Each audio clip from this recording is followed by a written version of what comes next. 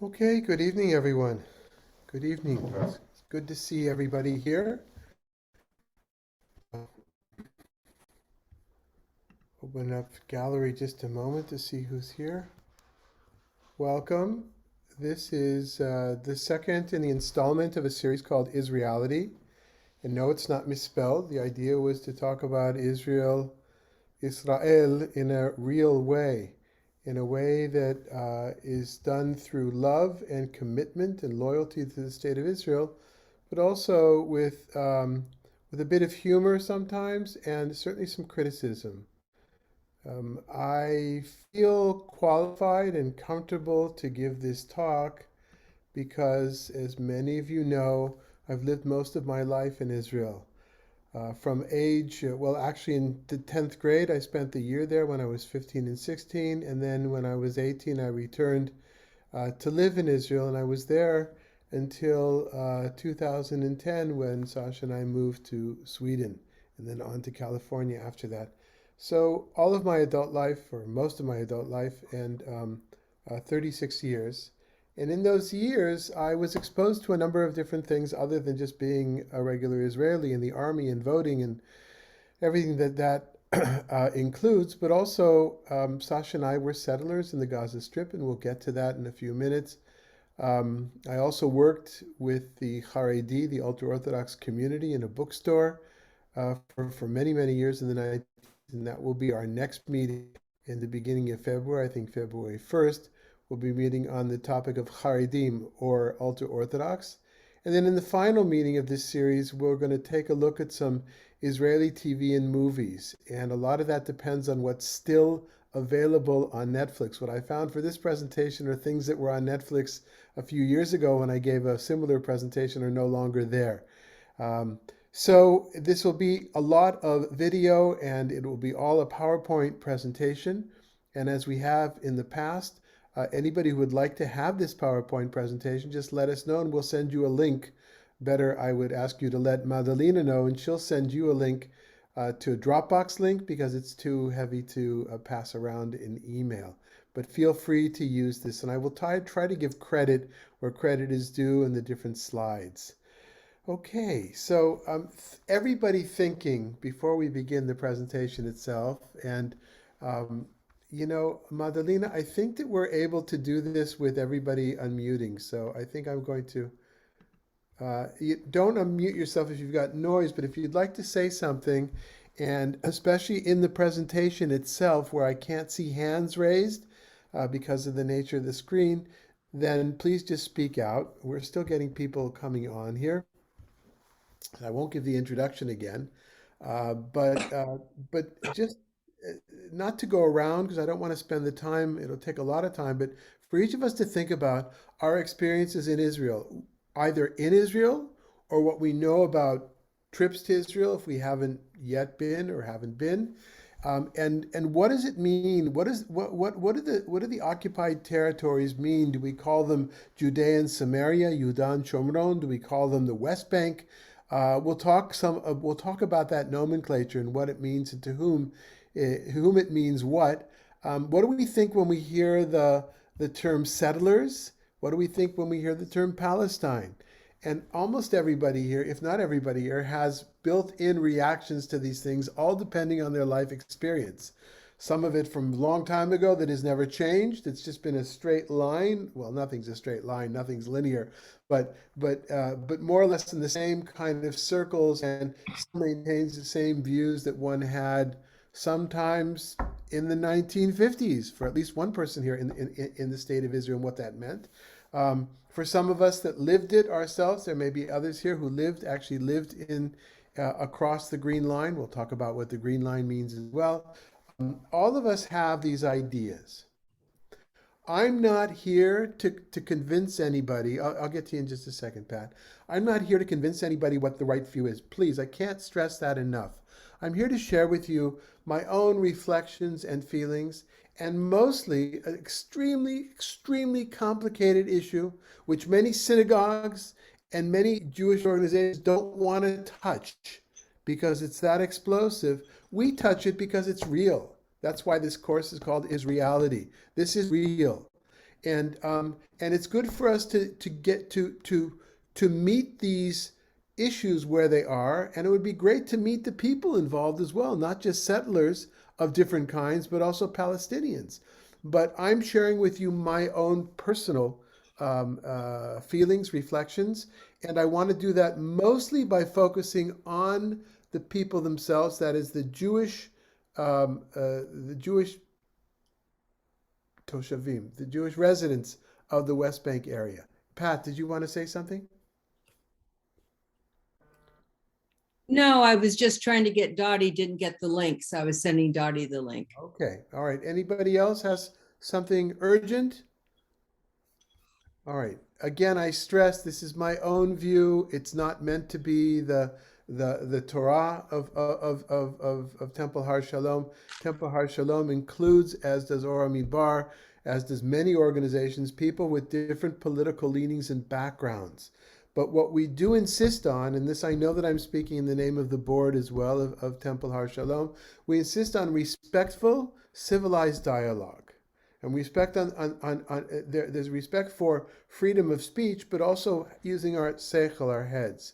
And that's a tricky thing, right? Not everybody, not every member of Temple Har Shalom may be happy that we're even having this conversation tonight. But what can I do? Or what can you do? I'm your rabbi, and that's what rabbis do. We challenge our communities. Or we bore them. For some of you, you may say, duh, you may say at the end of the year, at the end of now, so what? What's the new thing he said? Well, then we bore them. That's what rabbis do. We challenge and we bore. We do, and everything in between. Okay, all right. So let's go to it now, and I'll share with you a PowerPoint presentation that I was able to put together with Madalena's help.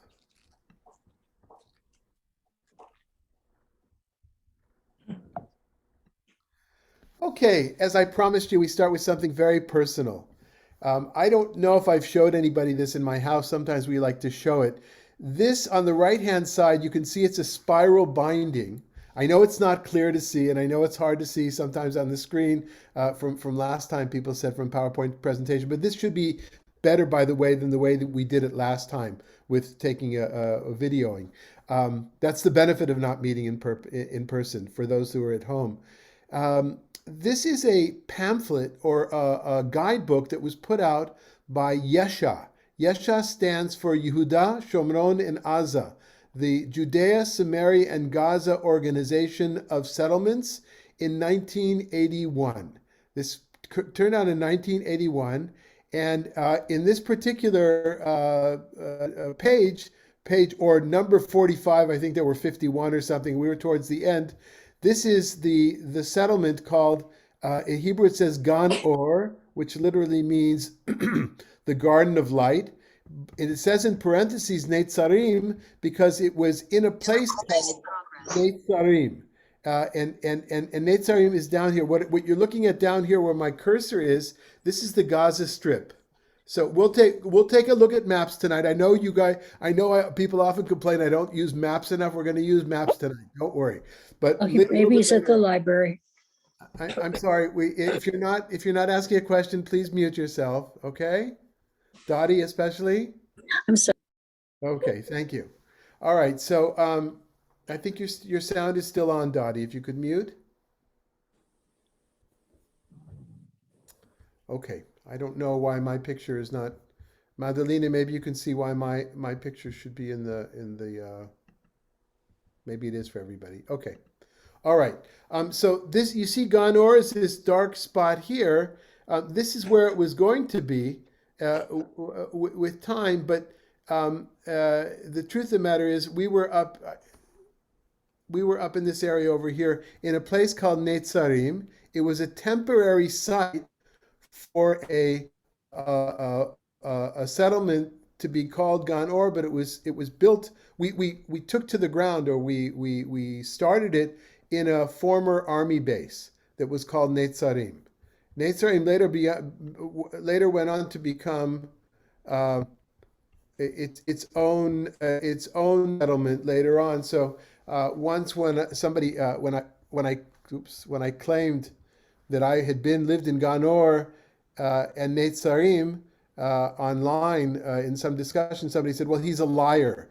Those are two different places. Well, that's somebody who was very young.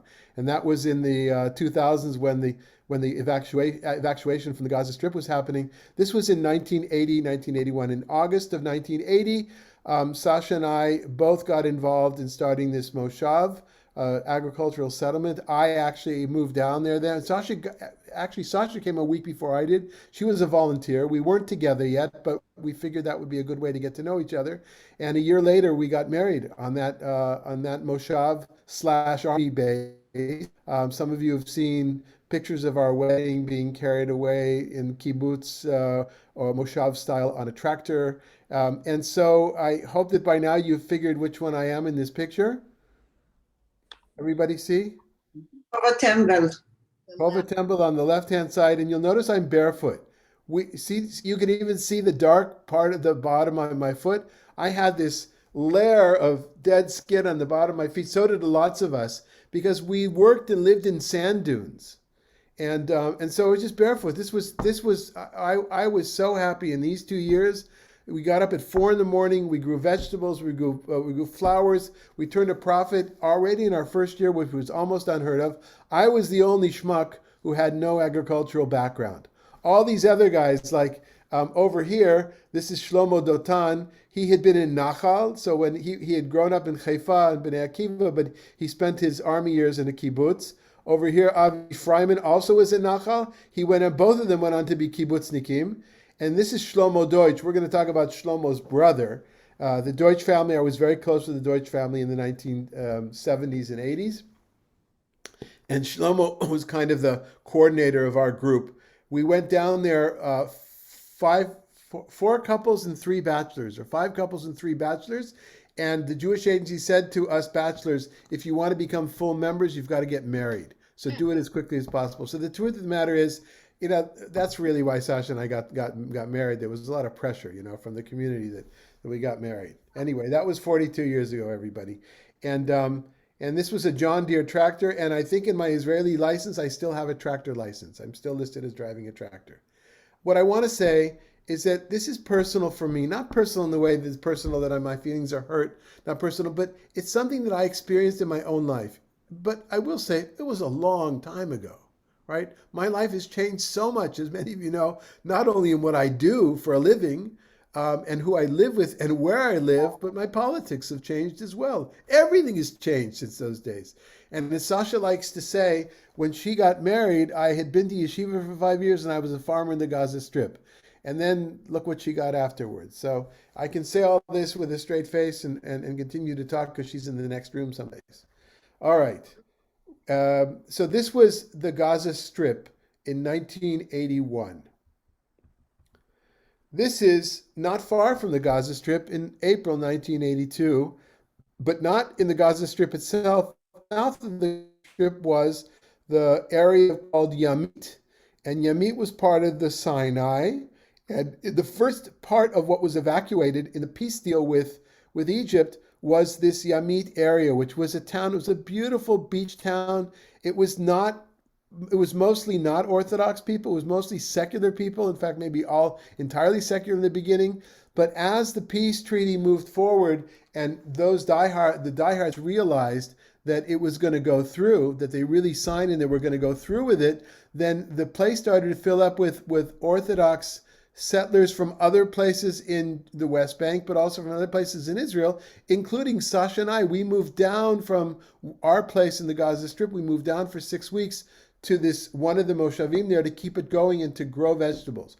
But our policy was that we do everything as long as it's legal. Once it became illegal for anybody who did not it wasn't in there, they weren't listed as a resident of that area before the peace process started, had to leave by law. And not that I was afraid to get arrested for things if I think it's an immoral law, but I grew up in a house where you abide by the law. Every law at all times, I'm sure not, but this was not a law that I felt. We protested with our lives, with our bodies, and then when it was illegal, we left. But many people stayed. How many, I don't remember exactly. It was a few hundred. and they stayed and they camped out in Yamit. When it boiled down to the very end, when they had to leave, the army was brought in to evacuate them. Some of you saw similar scenes in 2007 when the Gaza Strip was evacuated. That was much later on. This is 1981, and this strip here, see the bullhorn is covering his face. This is my friend Moshe Deutsch, Moshe Le Deutsch. The Deutsch family, I grew up, I went to yeshiva and the army with Moshe. We spent many years together, but nerve duty together as well. And then, and then afterwards, with one of his brothers, Shlomo, we were part of that nucleus that started, that group that started the Moshav. He and some of his friends, they went on to a different place near Hebron, in the Hebron Mountains, to start a settlement. Their reasoning was that they wanted to be where everybody was as Orthodox as they were. And the measuring stick was if all the women covered their hair. And while Sasha covered her hair, in Gan Or, Netzarim, most of the women did not. Very comfortable, but grew up in a very militant household, Torah-loving household. Another time I'll talk about his father, how important his father was as a role model for me, as a farmer, as a Torah scholar.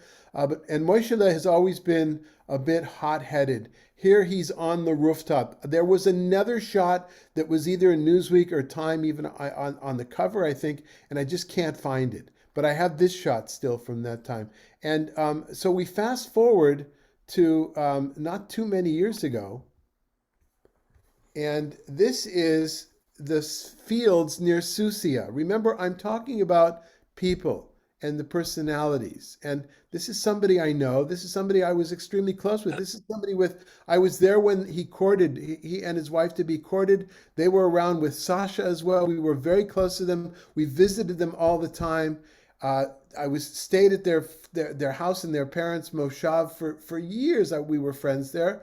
But with time, the last time I saw him was at a wedding of one of his nephews, and he would not say hello to me. He literally walked by as I said hello to him. And this is a few years ago in the fields outside of Susia, where he and his friends started a settlement. Illegal. They started it, well, it was partially illegal. What we did in the Gaza Strip was absolutely legal. I'll translate what you when the time comes.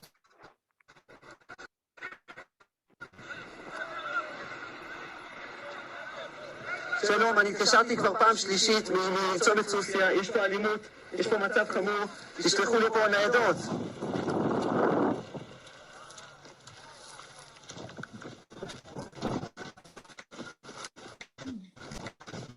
מתנחל מתקיף אותי עכשיו. משה דויטש מתקיף אותי. אני אזרח. תשלחו לי פה ניידת.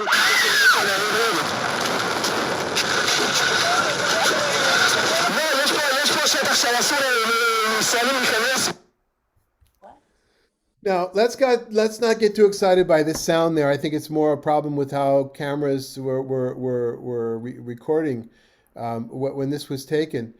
This is Moshe Le Deutsch, and he looks pretty scary there. And the truth is, he is a big guy, and he was scary. Moshe Le Deutsch was raised as part of the land of Israel, the earth of Israel, in a moshav near Tiberia, near Tiberias, near the Sea of Galilee. One of 12 brothers and sisters, but there was a whole family before, and only 2 sisters and the father made it out of the Holocaust. And then his father started another family afterwards. They're all mostly Orthodox of different degrees, from Ultra-Orthodox to this kind of settler religious Zionist Moishele is. And Moishele felt very strongly about uprooting trees of Palestinians and vineyards that were planted by Palestinians. That was his way of protesting any Arab claim to the land, regardless of what this legal status of the land was or not. And those things can always be argued about. I bring this because this was a video taken around Tu B'Shvat. I don't remember what year it was, but it's sometime in the aughts, I think. It could be already in the early 2010s. And I just happened to find this online, right? This is a peace activist who's calling into the police, please send a police car here right now. I'm being attacked by Moshe LeDeutsch. Moshe LeDeutsch when attacking. And then you'll find him, you can find him online. This same guy continues to hunt, to always check up on Moshe and because Moshe was one of the activists often who was at odds with some of my friends, who I'm going to talk about at the end of some of my more contemporary friends that I'll speak about at the end of the presentation this evening. Why am I bringing this? This is a man and his family who are devoted to the land of Israel, to the land of Israel more than to the state of Israel. And that's something we need to understand in this conversation here. A modern state, nation state, the way we know many countries, is not necessarily attached to the land with the pathos that many Israelis are. It could be again, please, if you're not talking, please mute.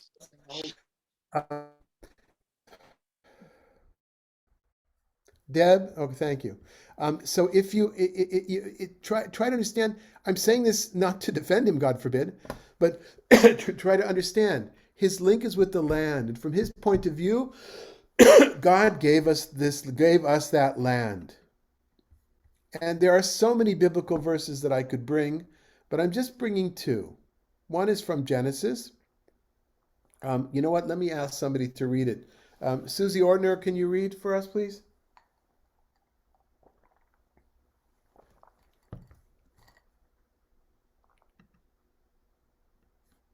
No, I need you to unmute first. Go Okay, ahead. I'll start again. I had him muted before.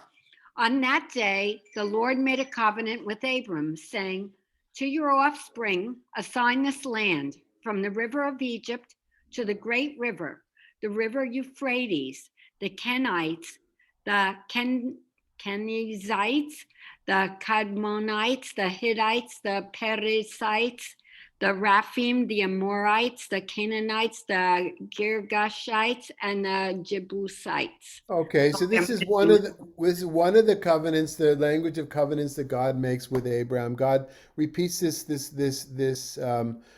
promise to the ancestors, and repeated in different places. But this is kind of the early version of it, and it talks about different kinds of people, basically saying, "I'm giving you this land that already belongs to the Kenites, the Kenizzites, the Kadmonites, etc. It's not an empty land.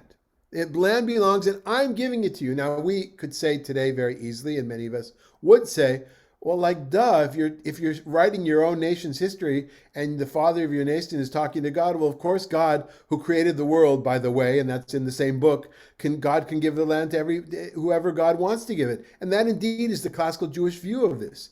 And that's there, and probably all nations around the world did it. When you look at literature of our local Native American culture, you have the same thing. The particular gods gave the land to those people or created those people from this land. It's a natural thing. And these are traditions from close to 3,000 years ago. But look and see what he says, though. I'm giving the land to your offspring from the river of Egypt, and we'll try to look at that on a map in a second, to the great river, the river of Euphrates. Anybody where the river of Euphrates is today? It's in Iraq, right? Yeah, you're damn straight. Yeah.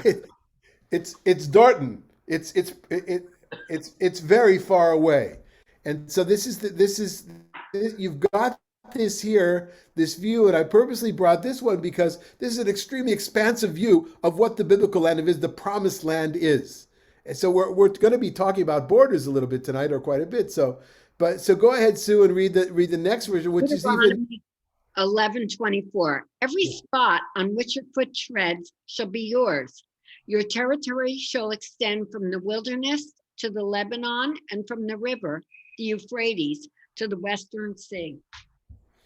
All right. Just happens to be that tomorrow morning on Torah Teachings, we're going to be looking at a section in Numbers. That's where we happen to be, just by coincidence, that talks about the borders. We'll do more about that tomorrow for those that are interested. You can plug in just for that lecture if you don't come, that study session.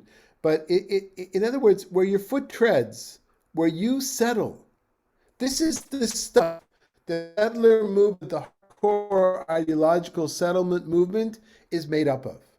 You've heard arguments of defense. Israel will be too narrow. There's all sorts of things. But when we talk about the settlers, the hardcore, I don't have a better word, the most extreme, the most committed, okay, let's say, the most committed from a religious point of view, settlers, these are the kinds of verses and tons of more and tons of rabbinic literature that are in the background. It's not just they're moving in because they want more land from an economical point of view. It might be that as well. That might be an added bonuses we're going to see. But deep down inside, that's part of it. And I know that because that's how I felt when I was a kid. When I was in yeshiva, that's how I felt. Now, the Gaza Strip wasn't necessarily part of that. Most people would say, at least the time in the early 80s when people were talking about these things in the yeshiva world, is the Gaza Strip part of the ancient land of Israel? It all depends where you put the river of Egypt. And we can take a look at that afterwards. It's not that important, but I want people to understand where it comes from. If I want to take a picture. Christian Broadcasting Network, as you know, often aligned with the right, not all, but many. This is one of those stations, organizations, which is aligned with the right wing of Israeli politics. In late December 2016, the UN Security Council declared the area known as the West Bank occupied Palestinian territory. But do the Jewish people have their own claim to the land, known in the Bible as Judea and Samaria? Here's CBN News Middle East correspondent Julie Stahl. More than 400,000 Israelis live in Judea and Samaria, an area much of the world calls the West Bank, or occupied territories. Israel argues the land is not occupied, but disputed because it was never a modern country and its status has never been resolved.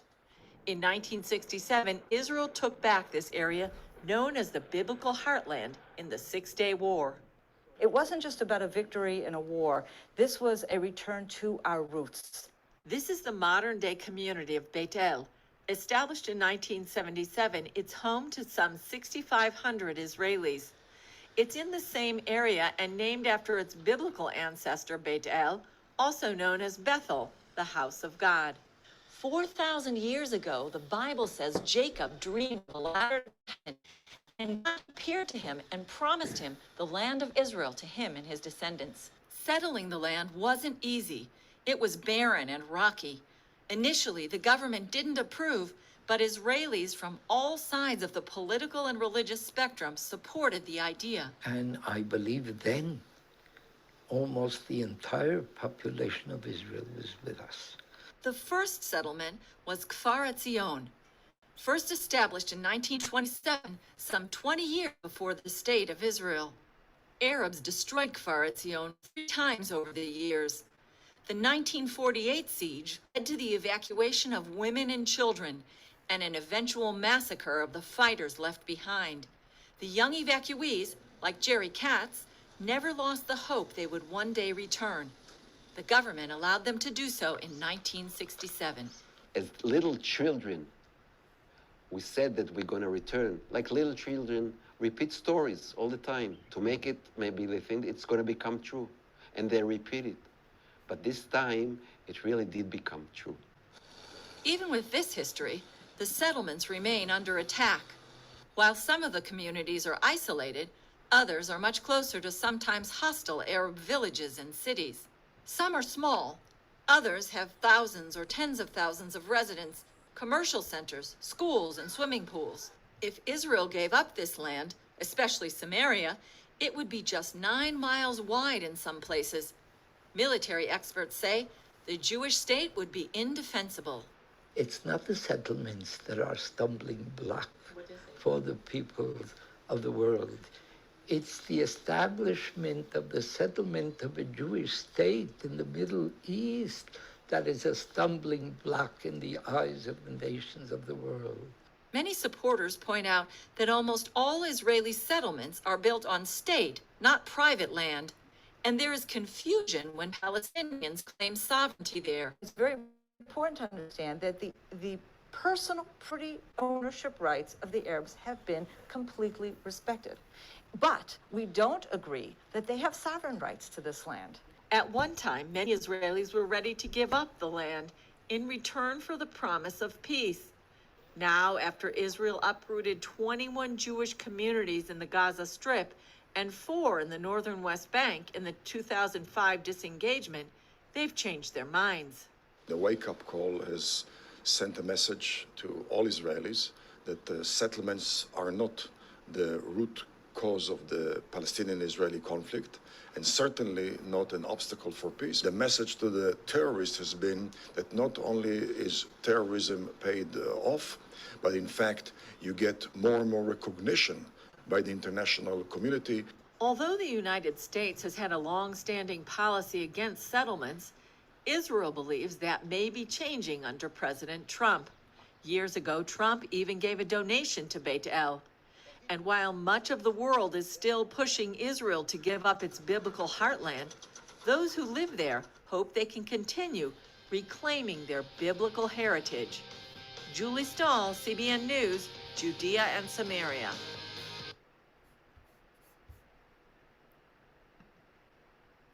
Let's take a break from the PowerPoint. We'll get back to it. Reactions or questions to this piece of, yes, go ahead. Ella, go ahead. And then Eric. But please unmute yourselves. If you're going to speak, unmute yourselves. Am I okay now? Yes. Yes, go ahead. Okay. After the war of 1967, and when the settlements first started to establish themselves, the land was it was barren land. It wasn't, there were no Arab houses. Ella, I'm going to interrupt you only because this is a comment perhaps for later. Okay, we'll go back. Really just on that presentation, because that presentation didn't claim such a thing, that the land was barren. I thought it was very good. Okay, Eric? You know what, when it was mentioning from the Euphrates or something to the Western Sea, so I thought in the United States, manifest Destiny was the same principle when you expanded toward the Pacific Ocean and you had settlers who overcame these unbelievable odds to, go west, cross over the Rockies and wind up at the Pacific Ocean. So is this the United States following what happened? But I mean, there was a whole thing in the U.S. with manifest destiny. Sure, of course. And hence with the lovely line from sea to shining sea. Is anybody want to take perhaps the other side of maybe a little more critical of this particular piece that we saw? Okay, then go ahead. I was just curious when making an assertion about sovereign rights versus property rights, and say more about that. I know, right, that's not true. For example, in Old Yaffo, for example, or something like that, But in the West Bank, it might be or something. I mean, I've never even really heard that distinction exactly. Can you say more about that? Private rights means private citizens that own a building or a piece of land, and they can prove it. And we can talk a little bit about that, but that's actually an untrue. What this woman said is actually not true. It's not in the world that I live in.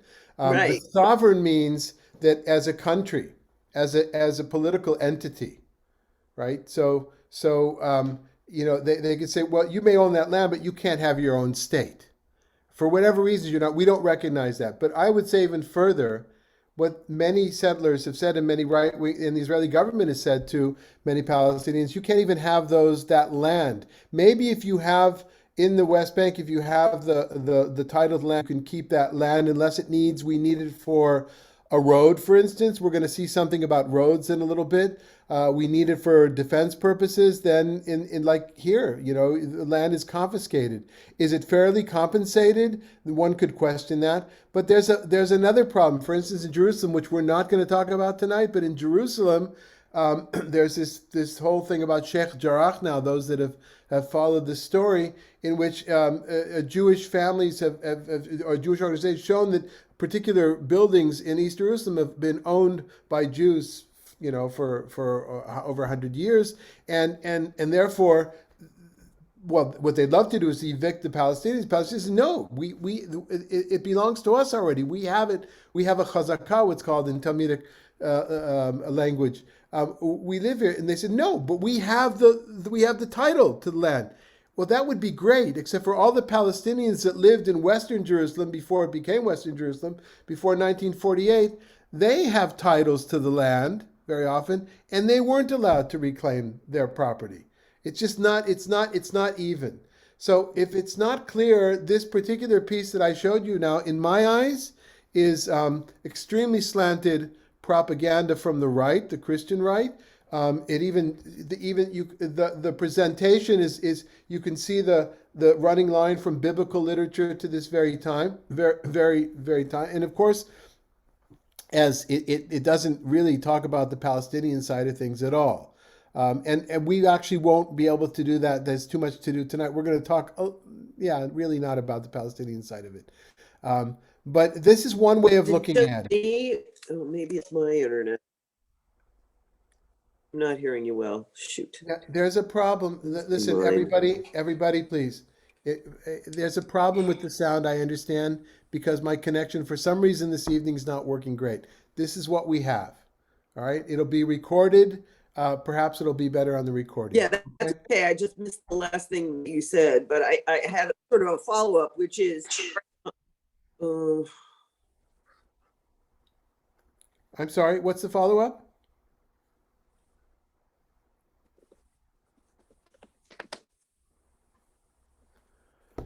Okay, so Ella, we'll get back to the issue whether and empty in a second. But one of the reasons I brought that verse from Genesis is that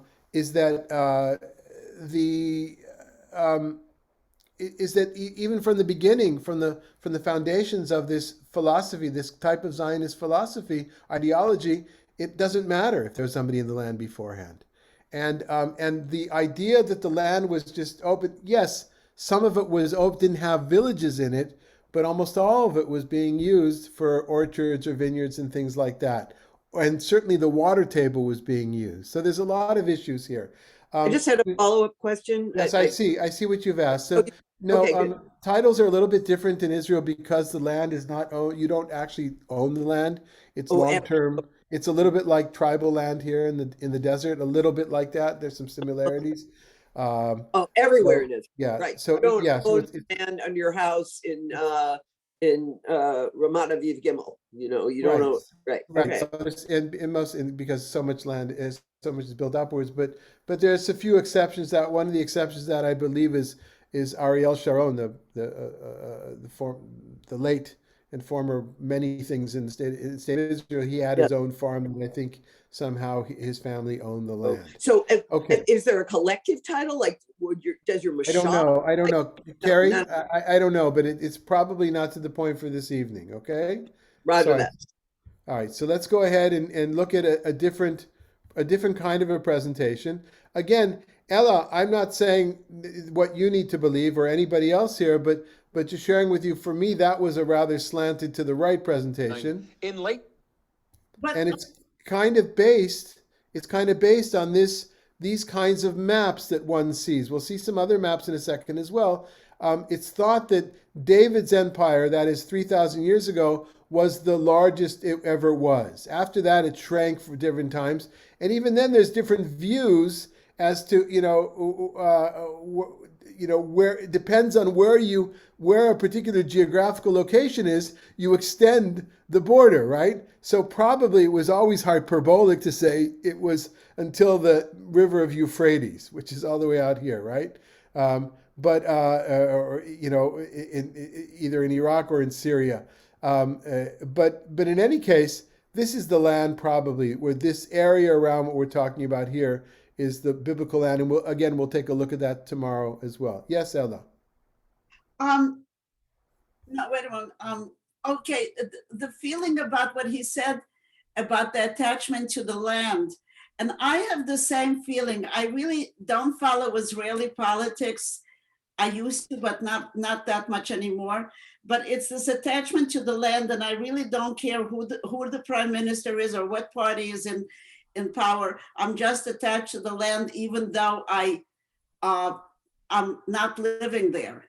Okay, so what we call that in sociology is there's a romanticism around in his history and literature. There's a romanticism around a human relationship with the earth, and one of the best examples of that, of course, is Tolstoy, and a lot of that kind of connection with the land, which Jews didn't really have for much of Jewish history, because Jews weren't allowed to own land in so many places, in most places around the world, other than the land of Israel. So we have so the connection with the land and growing the land, that's part of the success of Zionist education. I don't say that facetiously. And it spills over not just for those that were working the land, but also here we are. We talked about Tu B'Shvat. We'll end with Tu B'Shvat. Tu B'Shvat is the holiday dedicated, or a semi-holiday dedicated to talking about trees and the environment, at least in contemporary Judaism. But the tree planting of the Karen Kayemet, this idea, this promoting this relationship with the land, so much so that Jews would come to Israel for the first time and then kiss the earth at the airport. And again, not ridiculing in any way, that's very much out there, right? And that is in the background. What I'm saying with people like Moshe Deutsch, it's way, way beyond that. It's beyond that because it comes to an issue, comes to a matter of life and death for every inch. Okay, so this is kind of the romantic view of the dream of biblical land of Israel. And so how does one live the dream in the end of the 20th century? On the left-hand side, this is the kind of a map that you'll see on actually many educational maps here in the United States, used in somewhat less discerning, but in many non-Orthodox, Reform conservative Hebrew schools, day schools. There are maps that have the state of Israel that look a lot like this. And of course, the issue with a map like this is that it's one state of Israel and there is no occupied territory here. On the official maps of the foreign ministry, this was just in order to illustrate peace with the land, with Egypt. And this was quite a controversy about, 4 or 5 years ago. Ramah camps were attacked because they were using these kinds of maps, were criticized for using maps that basically say, what occupation? There's no occupation. Or what, and look at, these are my friends as well. These are my friends and colleagues. Say, listen, this is not, we don't think we should be doing this with the kids. The kids don't need to hear this. And what some of those kids grew up to say, some of them are in college and after college now, and they started organizations. They said, you know what? You never told us about this. We went to Jewish day schools. We went to Jewish summer camps. We went to Israel. Nobody told us about the occupation until we got to college, and then we were confronted with it on campus. That's another aspect of Jewish studenthood. In other words, I know the issue of anti-Semitism. I know the issue of Palestinian, pro-Palestinian groups canceling culture. Another slice of young Jewish people that say, hey, why didn't you ever tell us about this? Okay. So we're looking at, in the middle map, this is the official map of the Ministry of Foreign Affairs. And this is what you would get. You get the state of Israel. It doesn't have the top and the bottom here, but you can imagine, right? When I see that the internet connection is unstable, I stop talking. So I don't think you've missed anything. You can see the state of Israel here, and the West Bank is delineated. This line here is what is called a green line, because in most maps it was done in a green line, and Jerusalem it borders on this section right here. Okay, and this is the land that was in 1948. This is what the state of Israel ended up looking like. This area, for those that haven't followed over the years. And this, after 1967, this and the Golan Heights as well were captured. The reason the Golan Heights is not in this color is because Israeli law extended Israel, or the Knesset extended Israel sovereignty to this land, whenever it was, 10 years ago, 15 years, in the last 20 years. Okay? Now, you can also see online maps that look like this on the right-hand side, which, of course, many Jewish organizations protest and say, what, you just wrote us off the map? And so these are the two extremes. Am I saying they're equal? No. Am I comparing? Is it exactly the same thing? No. It's so much more complex than that. But the bottom line is you have millions of people live in the West Bank that do not feel that they're not Jewish. They don't want to be Jewish. They don't want to be Israelis. They want to have their own country. There are many, many, many arguments from the people living here and now people living here, as we're going to see, as to why they can't have that country. I'll leave that for you. But what I want to do in the rest of the meeting tonight is talk about the people that live here.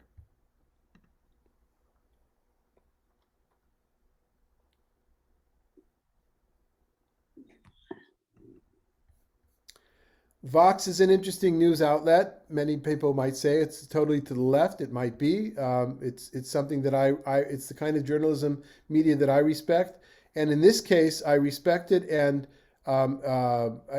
feel comfortable using it, not as an example of what I would call very slanted approach. That's so because this corresponds to my own understanding of the situation. And this is one of two parts.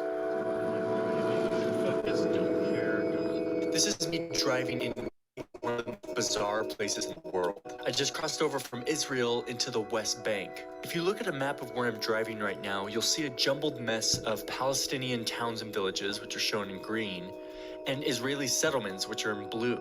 Many people think of this territory as Palestine, but of the 3 million people living out here, almost 20% of them are Jewish Israeli citizens. The Israelis living out here are called settlers. They live in the West Bank, but they're citizens of Israel. As I drive, I'm looking at effectively two different nations woven into each other through decades of conflict. I visited 15 settlements all over the West Bank, talking to people who've decided to pack up and move out into the middle of disputed land. We'll meet them in coming videos, but first I want to take a look at the maps that help explain how the West Bank got to look like this.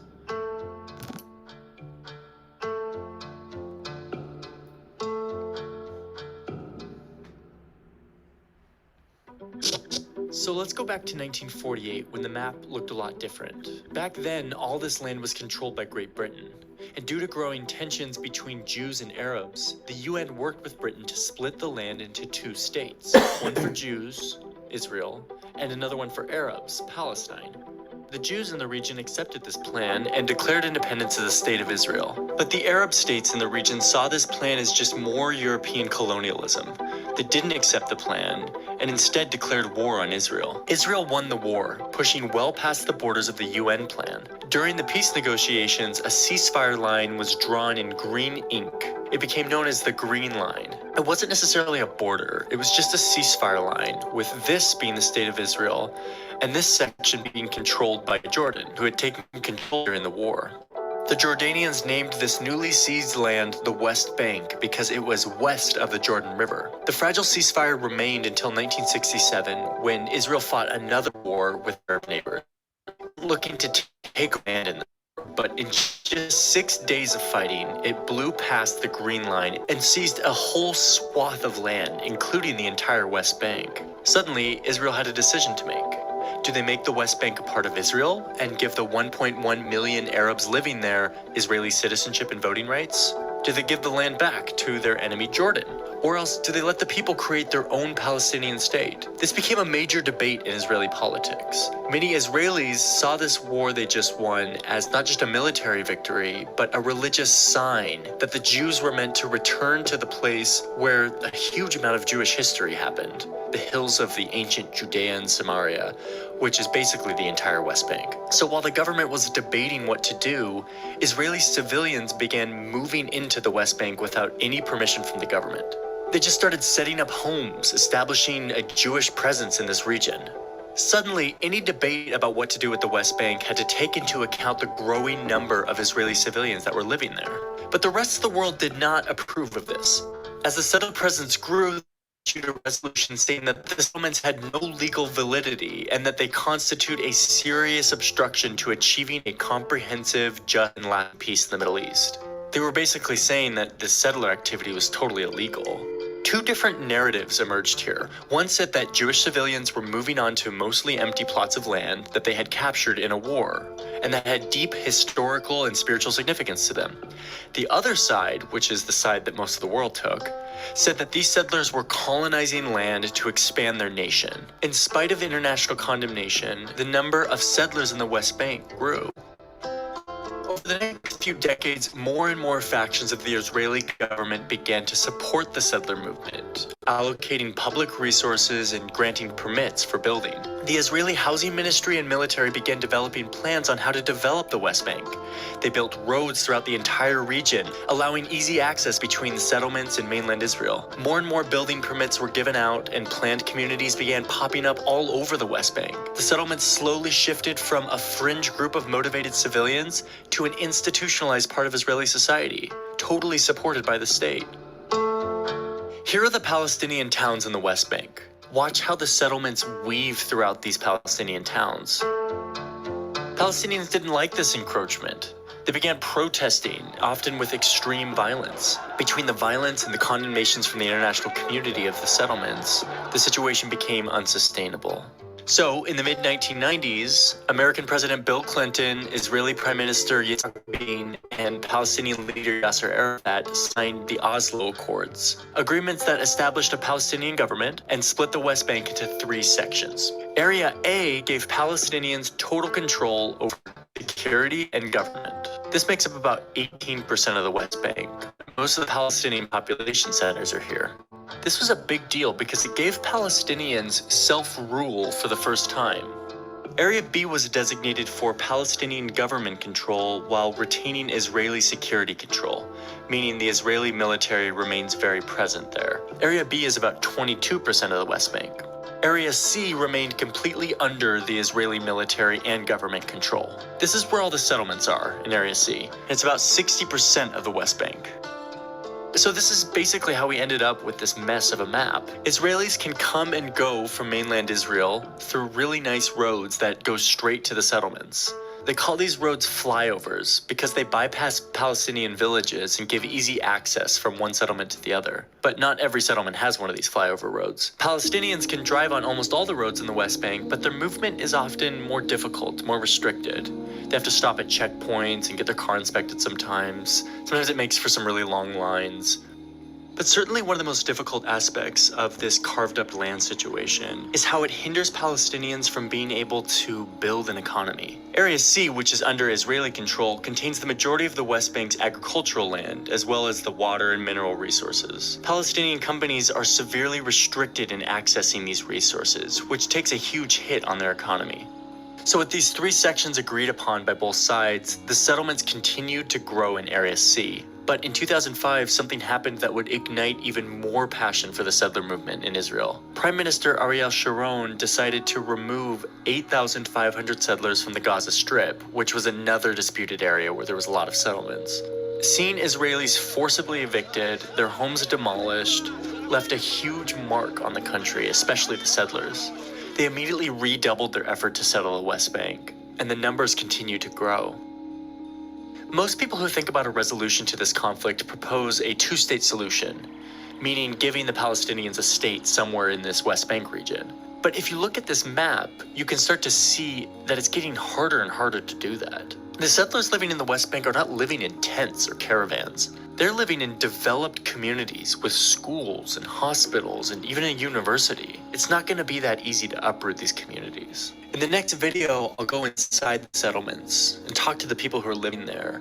Jewish people have come home. That's not going to change. Who are these nutcases who are moving out of their own will into this battle zone? So we'll see that. That's just a preview to the next video that we're going to see. But it's really hard to come by up-to-date figures.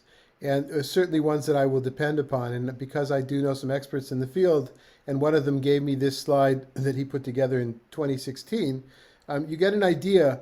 There are surely more Israelis there now. It all depends on whether you're counting Jerusalem or not, which is why you'll hear different numbers. But you get an idea. You certainly see how many regional councils and cities and neighborhoods, etc. Just for example, in 2017, I think the estimate was there were 2,750,000 or so Palestinians living in the West Bank. The main point that I want people to think of is that in a two-state solution, which people still talk about, some people talk about no two-state solution, all Palestine or all Israel, right? There's those on both sides, like the maps. The people that still talk about a two-state solution, people that really think about it, many people are saying, but how would that possibly ever work? And I'll mention something about that at the end, but again, that's not the focus of this evening as much as it is the settlers themselves. Let's take a look at Johnny Harris's second video. That's me driving towards an unauthorized outpost deep into the West Bank. And when I got to the outpost, I expected the family I was meeting with to hit me with an earful of ideology and a sermon on why the Jews deserve to live in this land more than the Palestinians do. Instead, we played music. We ate food from their land, and we talked more about the perks of living in the desert. Close to Jerusalem, the best view, the best weather, close to my parents. Yeah. Excellent, it's perfect. These people don't own guns, they don't lock their doors. I visited 15 settlements out here in the West Bank to find out what motivates the people who are at the forefront of one of the world's most difficult and protracted conflicts.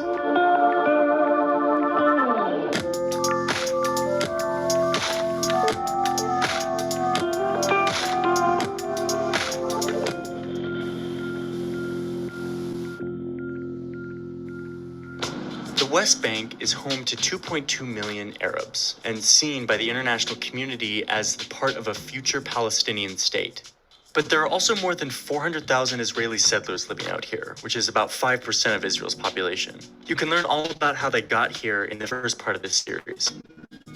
Many of the first Jewish settlers who trekked out here in 1967 were driven by a strong ideological mission to claim this land for Israel. But things have changed quite a bit since then.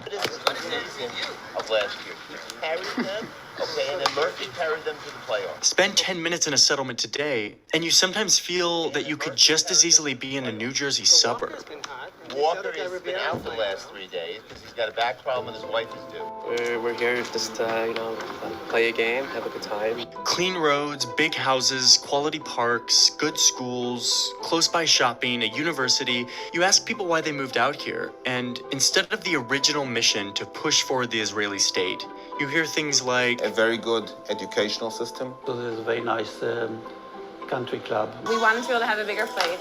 It's a great place to raise kids. It's just a beautiful view, and it's our beautiful land, and I love looking at it all the time. We were looking for a Jerusalem suburb that we could afford, that was a manageable commute. Close to Jerusalem, Extremely close to Jerusalem. The quality of life is so much better. It has nothing to do with politics. Having a little bit more quiet. Most people here work in the city, and you come back here at night, you come back here in the afternoon, and it's just relaxing and quiet. Between the puppet show for the kids, the bump-in bar mitzvah party, and the 100 other examples of seemingly ordinary suburban life, it's hard to remember that these settlers are living at the edge of an intense conflict.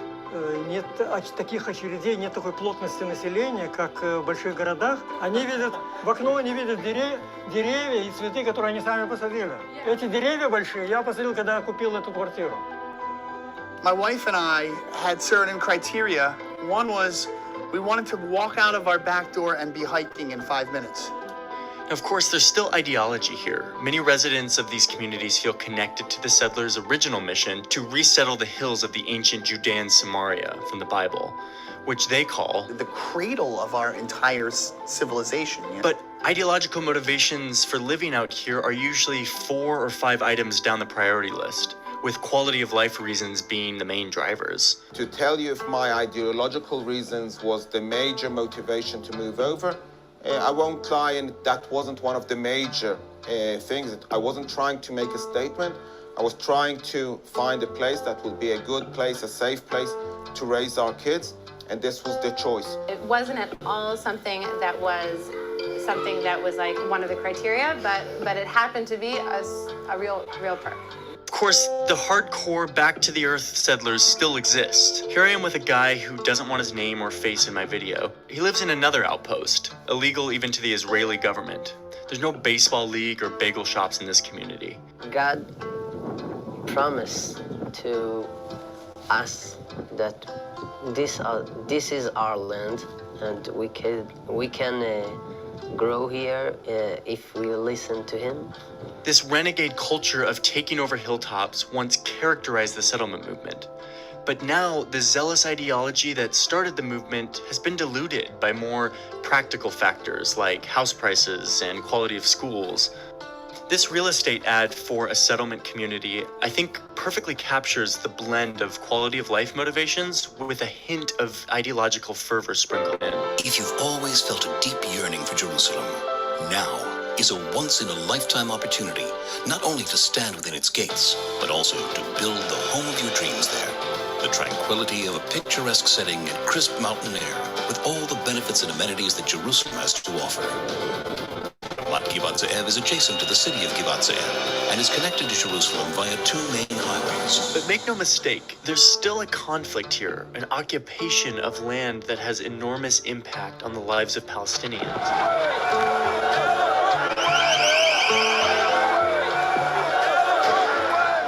It sounds paradoxical, but this just seems like the safest place in the world. One of the reasons why life in many settlements is so peaceful and pleasant is that the government invests proportionally more public money into the settlement communities than it does in mainland Israeli communities. Schools in the settlements receive better funding than mainland Israeli schools in the form of better salaries for teachers and other educational benefits for kids. A third of all subsidized housing in Israel is in the settlements, even though only 5% of Israelis live there. And in the past, the government even ran a mortgage subsidy program that made living out here much cheaper than mainland Israel. And things like public transportation are cheaper for settlers than mainland Israelis. An Israeli think tank found that the government spends about $950 on each West Bank resident. That's more than double what it spends on people living in Tel Aviv or Jerusalem. The settlement enterprise has become a fixture of Israeli institutions and society, which is why you don't need ideological activists if you want to live out there. I can't hide the quality of life that people are enjoying here, okay? I can't hide the fact that people are moving from the United States from very luxurious big homes and they choose to live in Efrat. And they're not suffering in Efrat, okay? They're managing to maintain a very similar quality of life. On top of government support, lots of the gyms, theaters, and parks in the settlements are funded by foreign donors, usually Americans, with ideological motivations. So what you end up with are these attractive communities that feel totally ordinary and livable, but that... Okay, just because it's getting a little bit late, I'm not sure there's anything, hold on, just new before we get to the last... stop sharing for a second. Before we get to the very last section that we'll end with, my point was here to show, first of all, the problematics, and for people that are new to this topic, a little bit about the maps and what it looks like. For people to understand that when people do say one state solution, either that the land be annexed by the state of Israel, that there will be not only the probably 3 million by now Palestinians that live there who don't want to be there will be under Israeli control, and what does that mean? And now you begin to understand a little bit why some people refer this to being similar situation to South Africa or other countries. But also the Arabs that have Israeli citizenship, many of whom identify as Palestinians. When you say, what is your culture? Who are you? Reality, are you Israeli? Are you Palestinian? They'll say we're Palestinians, although they pay taxes and they're law-abiding Israeli citizens. It's still a powder keg, right? And so that's if the whole thing is one state Israel. If the whole thing is one state Palestine, then we know we kind of have a terrible challenge as the Jewish people. There's been for many years talk about one state, which will be democratic for all those that live in the state. But of course, you have to realize, I'm sure everybody realized, within a few years the Jewish presence will be a minority, and the non-Jewish presence will be a majority. So if that's democracy. So what people are talking about now, the ones that continue to talk about two-state solution, are now beginning to talk about something called confederacy. And if we like, we can do that on another time. It's very complex. It's just in the cradle. It was really only announced that this approach was only announced for the first time last year at a J Street conference. There are a few of my beloved teachers and colleagues like Rabbi Art Green and Rabbi Roli Matalon and Rabbi Chaim Seiderfeller who are involved in beginning to mobilize Jewish thinkers here in North America to come together with Israelis who are thinking in these terms. How might it happen that there will be two different states, but you will have a certain amount of independence depending on whether you're Jewish or Palestinian? Again, I don't not enough to talk about it, but it's a complex situation. But what I wanted to mostly talk about is who are these settlers? When people say settlers, and I find it humorous because I'm in a lot of liberal circles, progressive circles, as many of you know, and people say, well, the settlers. For them, they're all Moshe LeDeutsch. For them, it's all Moshe LeDeutsch, or the guy that wouldn't turn towards the camera who, in broken English, said, well, God gave us this land. For them. And yes, there are those. But the truth of the matter is the majority, statistically, are more like the others. When people talk about this and they say Efrat is a settlement, so I can't help but smile because many of you have been to Efrat. Efrat is one of the neighborhoods of Jerusalem. Ramot, where I was the rabbi in my first pulpit, is in land that was conquered, that was occupied after the 6-Day War. There's really nobody in the world now that would contest the fact that won't remain in Jerusalem even in a final solution, including Palestinians. But Efrat is a huge issue. It's not just Efrat, but Efrat. So that's why people think in terms of a large block like the Etzion. Efrat is in the Etzion block, which was talked about in one of the videos. They expect that to somehow stay in the state of Israel, and maybe something will work out. I always think of if things worked out in Rwanda and things worked out in other places in Europe in the last 100 years, then perhaps we have a chance as well. Now, somebody's asking, am I a supporter of J Street? Yes, I'm a member of J Street, and I'm a member of Truah as well, which I'll talk about in more depth.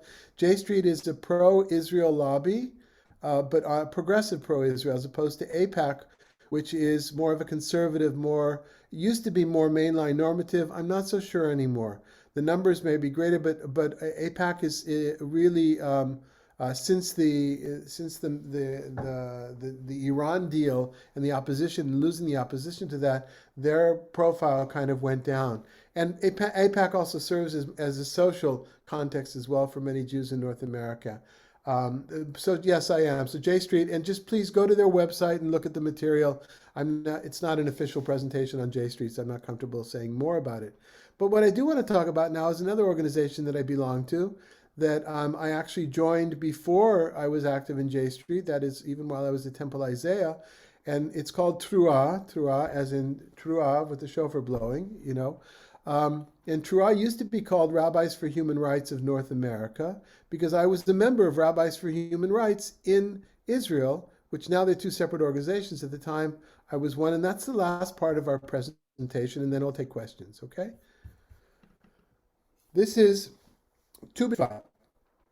A few years ago, something that happens every year. On Tu B'Shvat, and the time around Tu B'Shvat, my colleagues who are rabbis, this is Nava, whose kids went to school with our kids in Jerusalem. Nava Chafetz was ordained as a Reform rabbi. She still works with Rabbis for Human Rights. Extremely courageous woman.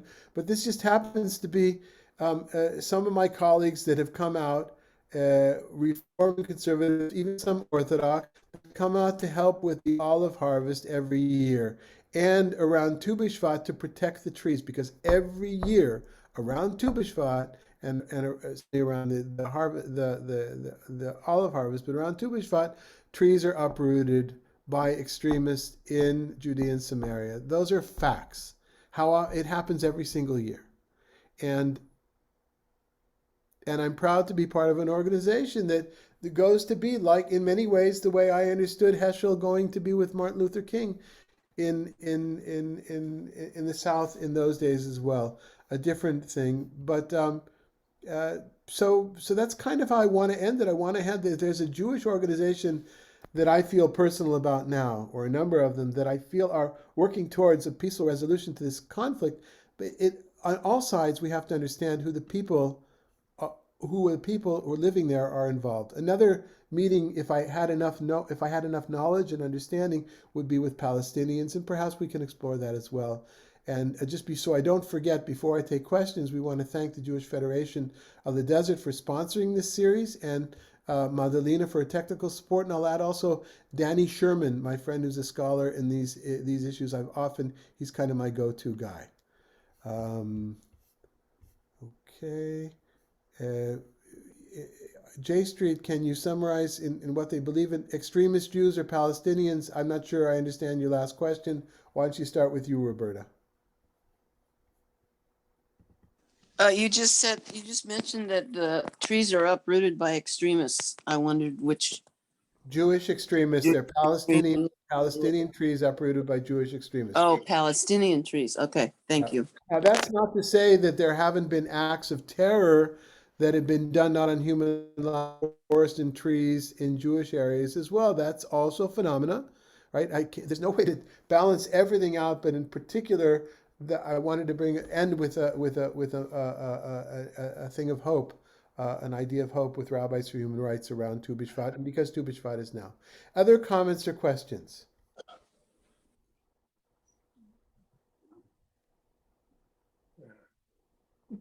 Really?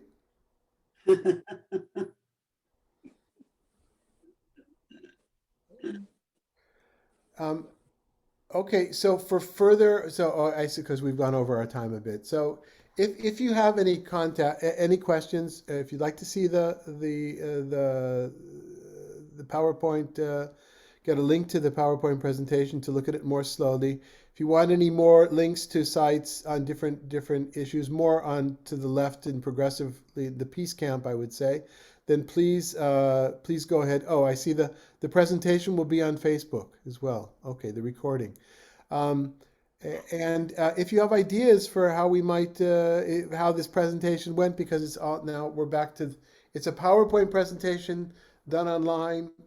Just as last time, people had suggestions and yeah. So please feel free. Just be in touch with me directly. Please don't write letters to Pat or to the board. Just the easiest thing is to write to me directly. Yes, Pat.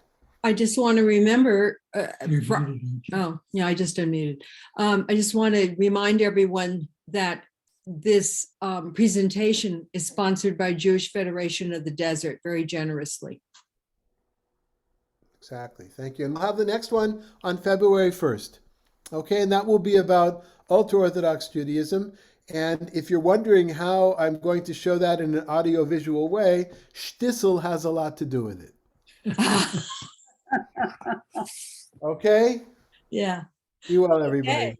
Okay. Fantastic. Thank you very much. You're welcome. Good night. I just wanted to. Oh, okay. Great. Good night, everybody. Thank you, Rabbi. Thank you.